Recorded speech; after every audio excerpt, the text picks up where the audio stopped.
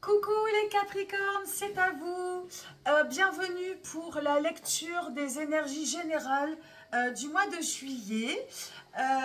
Voilà, vous avez été nombreux. Alors pas trop Capricorne, c'est pas un signe qui a très fonctionné. Enfin, c'est pas très français, qui a été très regardé le mois dernier. Mais dans les autres signes, j'ai eu beaucoup de retours. Donc j'avais dit que je revenais peut-être pas forcément cet été, mais je reviens et c'est avec plaisir. Donc on va parler des énergies du mois de juillet. Donc tout d'abord, merci à celles et ceux qui m'ont réservé des créneaux de guidance privée. J'ai pris un plaisir fou à reconnecter à ces guidances privées. Je réouvre des créneaux à partir du 4 juillet, donc il n'y en a pas beaucoup. N'hésite pas à me demander des informations AMP. Globalement, c'est 25 € pour 30 minutes de connexion à tes énergies. On approfondit. C'est 30 minutes d'audio enregistré. Donc après, tu fais ce que tu veux. Tu l'écoutes, tu le réécoutes. C'est un support que tu gardes à vie et qui peut vraiment te servir pendant une longue période. Voilà. Ensuite, il y a les murmures de mon âme. C'est mon groupe privé. Pareil, on est une petite trentaine. Carte du jour. Quasiment tous les jours, voire tous les 2 jours, qui apprend vraiment à conscientiser une énergie après l'autre.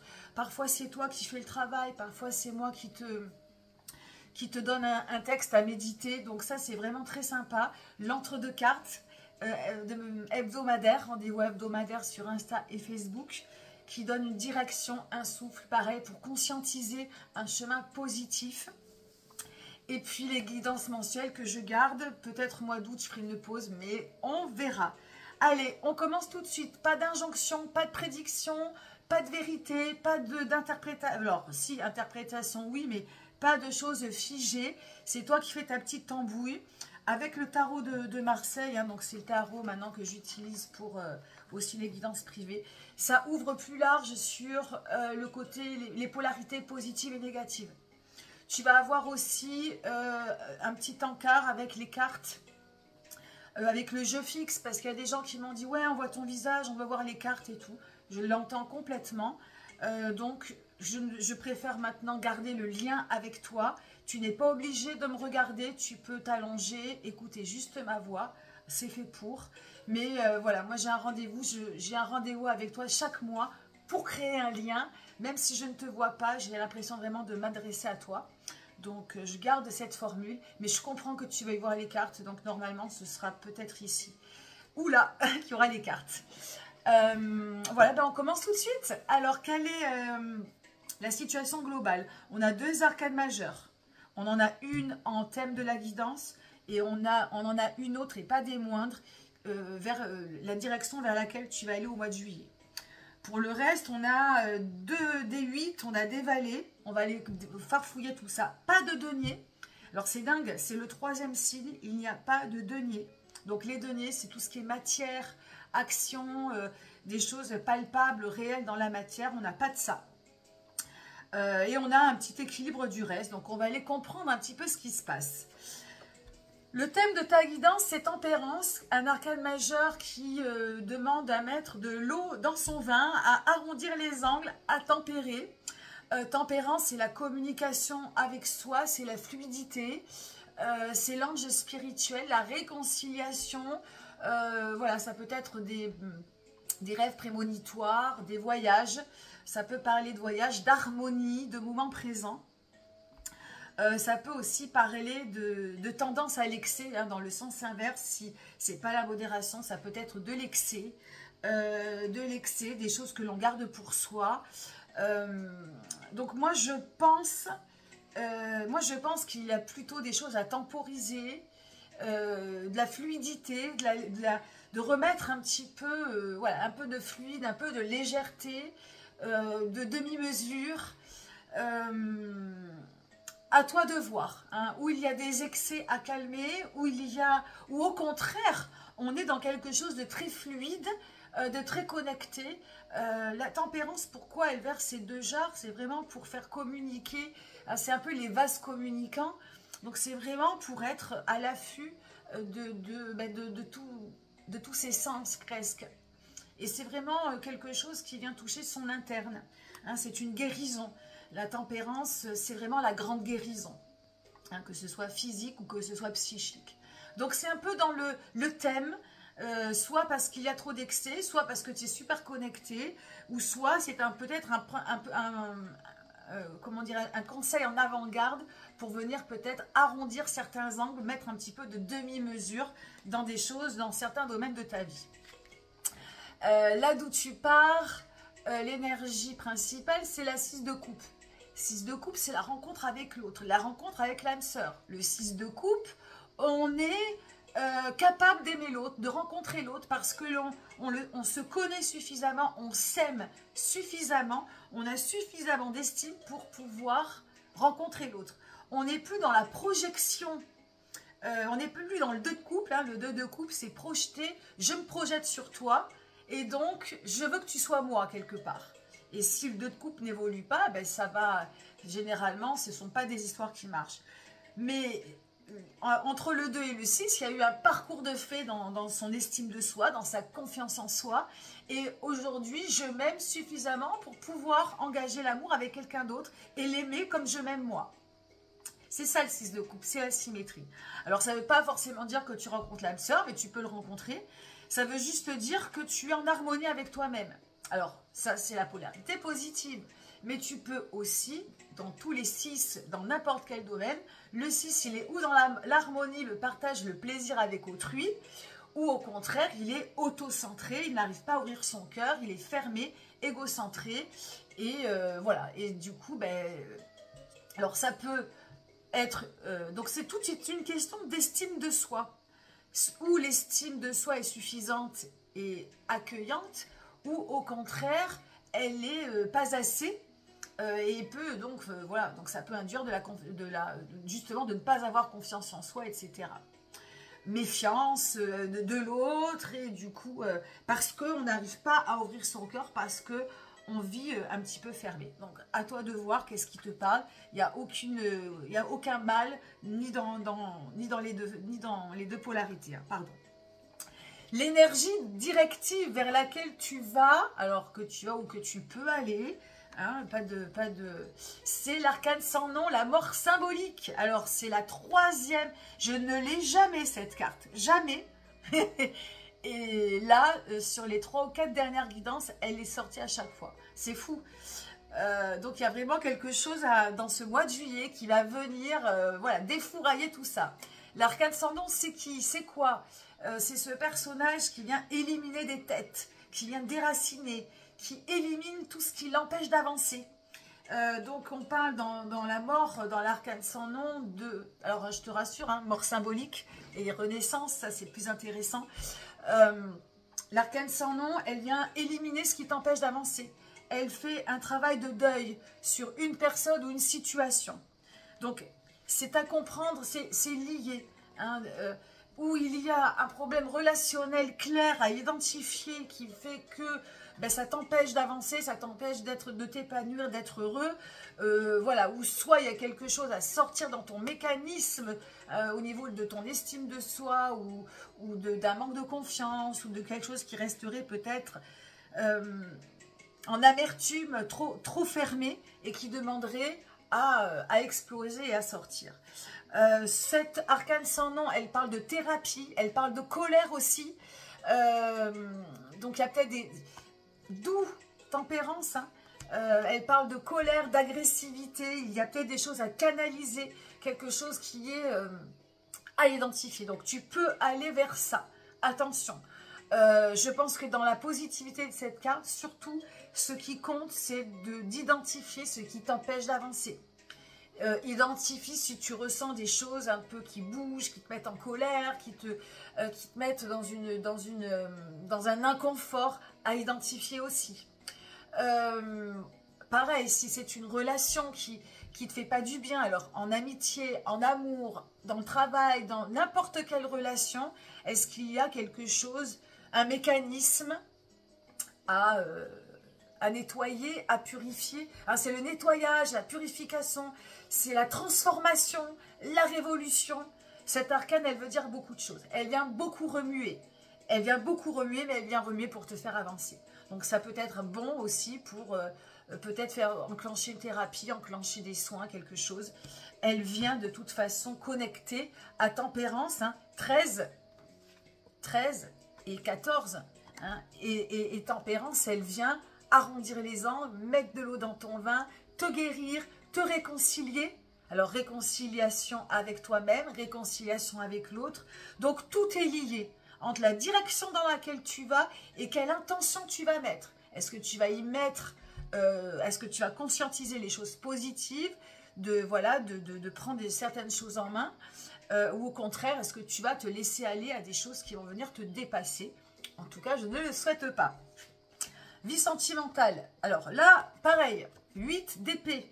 On a le 8 d'épée, vie sentimentale, 8 de bâton sur la vie professionnelle. C'est les 8, c'est la perfection.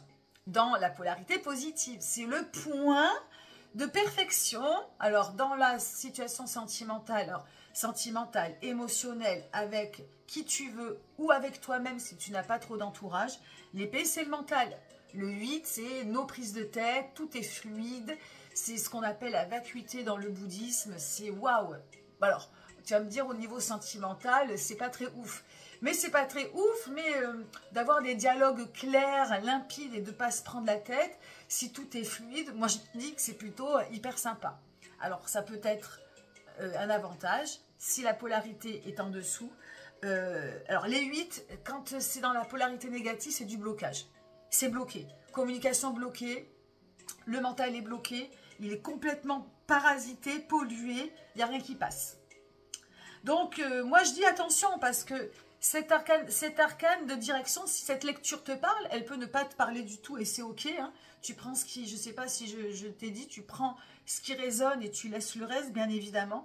Mais suivant si ça te parle, ce qu'il y a à identifier, ce qu'il y a à déraciner, ce qu'il y a à éliminer, c'est peut-être ce qui te bloque aujourd'hui dans certaines de tes relations. Donc, je ne vais pas aller trop loin sur ce sentimental parce que, encore une fois, tu peux dire que c'est fluide, tu peux dire que c'est bloquant, mais pour moi, il y a quelque chose à identifier. Pareil pour le travail, 8 de bâton. Tu vois, en plus, là, c'est 8 de bâton, donc c'est toute la corporalité, l'instinctivité, la vitalité. Le bâton, c'est l'énergie pure. Dans le professionnel, donc ça peut être complètement orgasmique, même au travail. Quand je dis orgasmique, c'est du plaisir, c'est limpide, c'est de la créativité, tout est fluide, le travail, c'est Noé, il n'y a rien à dire, tout va bien. Hein. Il est florissant, abondant et productif, c'est vraiment très ouf. Mais ça peut être aussi, tu peux y voir la croix, et là, il n'y a rien qui passe, il n'y a rien qui filtre. Et le 8 de bâton, à ce compte-là, peut s'avérer sans plaisir, bloquant, ça peut être même très fatigant. Le 8 de bâton, il peut avertir d'un problème au niveau de ta... Voilà, c'est bloquant, il n'y a pas d'inspiration, pas de créativité. Bon, et ça peut même engager énormément de fatigue. Donc, évidemment, je n'espère pas pour toi, mais tu prends les polarités qui t'intéressent. Si aujourd'hui, tu vois que ça ne va pas, tu sais que tu as la possibilité de renverser la vapeur. Hein. Et je pense que Tempérance n'est pas là pour rien. Elle vient vraiment conscientiser et c'est une prise en main, Tempérance. Hein.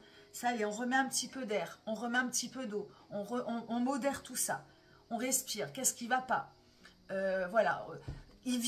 Tempérance, je pense, vient débloquer, si pour celles et ceux qui se sentent bloqués, elle vient ouvrir des serrures, elle vient ouvrir des portes, elle vient, elle vient ramener de la respiration dans tous les domaines, professionnel, sentimental. Donc ça, c'est, je pense, tout part d'elle, tout part d'elle. Et ça, c'est positif aussi. Ça vient vraiment, c'est un petit peu son médicament, l'arcane sans nom. C'est dire, allez, c'est bon, là aujourd'hui, je prends les choses en main, j'enlève les mauvaises herbes, voilà, je vais vers quelque chose de plus aligné, quitte à en passer par encore des travails de deuil, des travails un petit peu lourds psychologiquement. Voilà, ça peut être ça. Et puis, je ne le dis jamais assez, mais ce qui vient, tu vois, voilà, ça c'est rupture d'une illusion, coupure. C'est des mots-clés qui me reviennent. Coupure, rupture d'une illusion, transformation, révolution. C'est bon à entendre aussi parce que ça va venir vraiment, je pense, changer la donne pour la suite de ta vie et la suite de ton été. La santé spirituelle, valet de coupe. Ben, valet de coupe, hein, ben, c'est la coupe, hein, c'est le cœur, nos émotions, tes émotions. Donc c'est pour ça que je pense que ce 6 de coupe, il part pas forcément dans un plaisir absolu au début. Hein, mais peut-être, en tout cas c'est ce que j'espère. Ce valet de coupe sur ta santé spirituelle, il est un peu affaibli. Il est déçu. Il a une certaine amertume. Il est fatigué.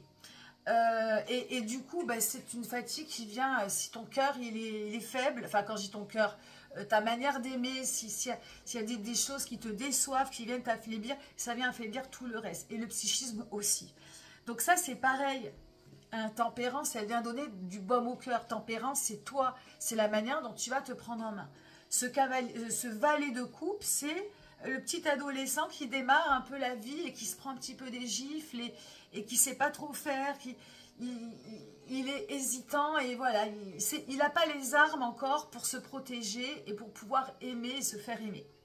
Donc je pense que dans ta santé spirituelle, il y a des choses, il y a une protection, des choses à comprendre et puis voilà, d'y mettre peut-être un petit peu plus de... Peut-être un peu plus de baume au cœur, peut-être... il y a une protection. Je vois à te protéger au niveau du cœur. À peut-être aussi davantage te lancer dans des choses que tu aimes. Ouais, de te lancer, de ne pas rester trop un petit peu en réserve. Ce 6 de coupe, il vient te faire te connecter avec le plaisir, l'harmonie d'aimer. Et de retrouver une estime de toi, une confiance en toi. Et je pense que du coup, ce 6 de coupe, il commence en berne. Et parce que la santé spirituelle, elle n'est pas ouf. Elle est là, elle est incarnée, elle a du potentiel, mais elle manque un peu de confiance en elle. Donc, il faut, voilà, et confiance en toi, retrouve un peu, voilà, un petit peu d'harmonie et de plaisir en faisant les choses que tu aimes.